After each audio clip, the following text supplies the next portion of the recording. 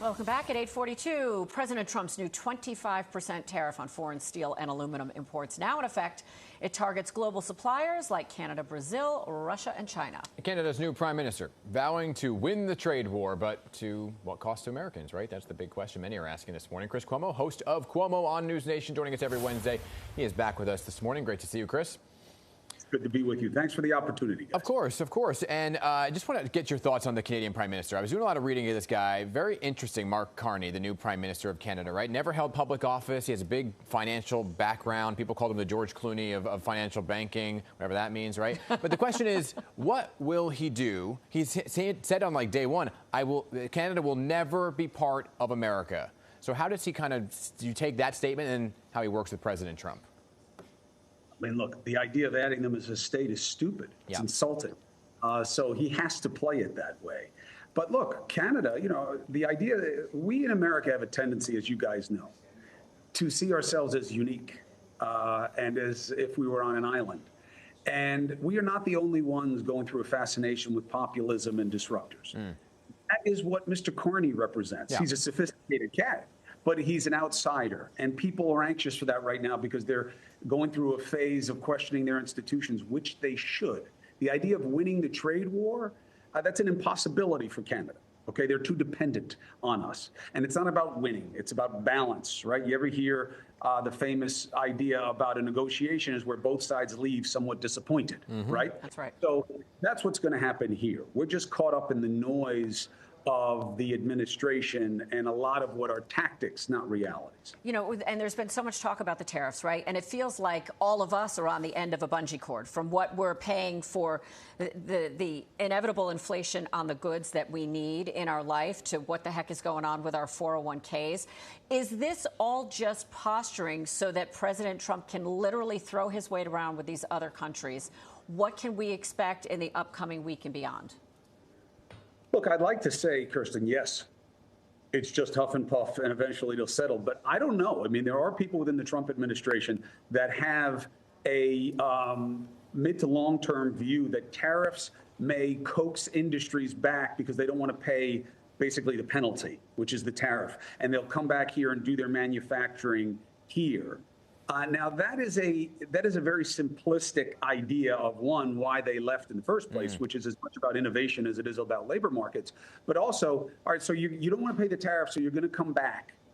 And what kinds of jobs are those? What do they pay? What does that mean for our economy? And are consumers in America willing to absorb that hit? Do you think Americans will pay more for the cheap crap that we all love to buy and get rid of? Do you think you'll pay more because they're made in America? I don't know that level of patriotism exists. Yeah, and if people have the patience to allow the time to pass by where the companies need to move back, right? I mean, and by the time that could happen, it could be 4 years from now, right? And who knows what happens in the time? And there's this word, I don't even like to say it, but the idea of a recession has been tossed around. It's too far from actually happening, as you know, but the patience factor of it goes in to play as well. Yeah, look, we're not a patient people. And the truth is always enough. Also, I don't have to deal with the potential of a recession. There's no reason. Let's just deal with where it is right now. If this were happening under the Biden administration, it's all Trump would be talking about would be the markets. Nobody relies on Wall Street more than Trump does as an index of satisfaction in America. It's just always been misleading, right? Main Street and Wall Street are not always the same thing. And all of this is acutely felt in New York City because we are a very pricey place where we have chosen to live, where I'm from. So this is all going to play even more severely where you are. And you talk about money, people really concerned about money, people also concerned about health. Let's talk about the resurgence of measles across 12 states. We've got RFK Jr. pulling all the levers on this right now. Talk about how this is playing out in real time with people's health, their own health and that of their family on the line. So measles happens, okay? Are we seeing more of it this time? Maybe. Why? Is it about people not getting vaccinated? All right, well, with those early cases in Texas, that was a Mennonite community.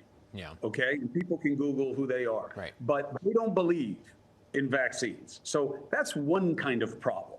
Every expert I've spoken to says since the pandemic, there is a demonstration of vaccine hesitancy. And that's really what they want to focus on, that people aren't getting their kids the MMR vaccines, as all parents know them, that would be dealing with measles. Is that a part of this?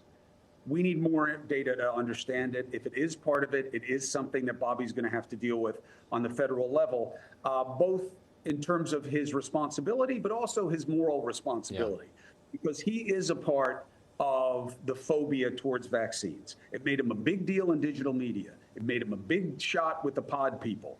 Now he has to deal with the majority, and he's going to have to speak truth.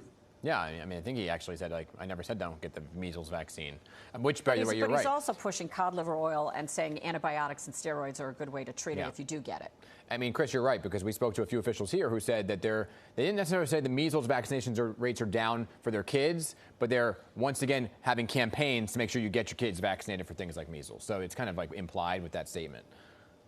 Yeah, look, I mean, this is tricky stuff, okay?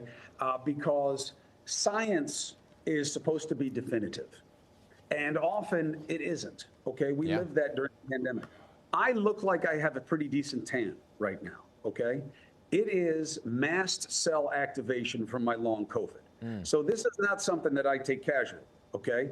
I'm lucky in terms of how long COVID affects me, but did I get it from the vaccine? I don't think so. Could I have? Yes. Did I get it because of my case of COVID that I had early on? Almost certainly. How do I know? We now have tests to show it. Our sensitivities are real.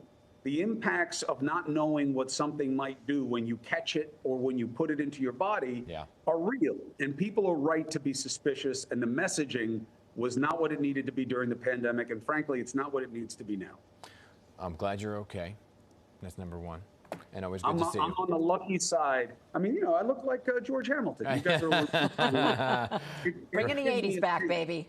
Chris, always good chatting with you. And be sure to tune in to watch Cuomo weeknights, 8 p.m. on NewsNation. And check out, if you can, his conversation with Tucker Carlson, because it is a fascinating conversation. Chris, good to see you.